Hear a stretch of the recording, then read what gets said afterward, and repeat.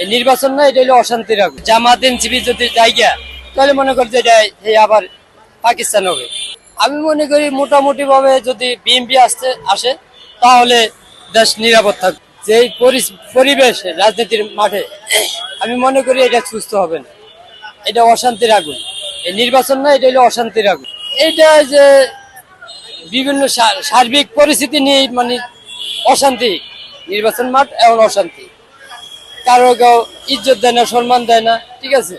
ডিম মারামারি, যে হারে ডিম মারামারি হইতেছে, ঠিক আছে।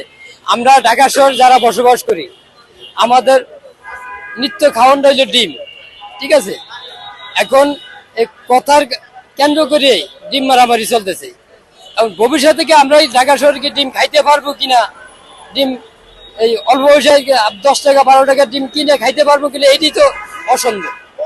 তার মুভমেন্ট, তার চিন্তাধারা, তার চেতনা, ঠিক আছে, এটা আমি এমনও বলতে পারি না।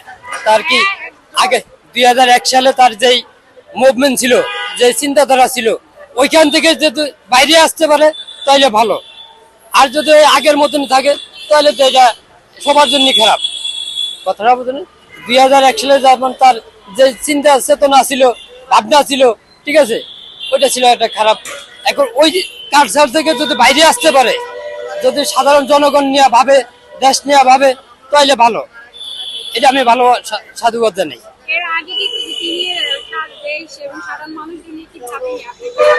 না, একটু অশান্তি ছিল। অশান্তি ছিল। এটা 100-100।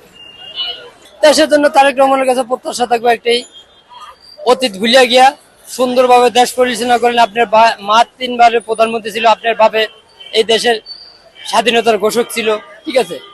তাদের ভবিষ্যৎ উজ্জ্বল কামনা করবেন, আপনার দেশ সুন্দরভাবে পরিচালনা করবেন, ভালোভাবে পরিচালনা।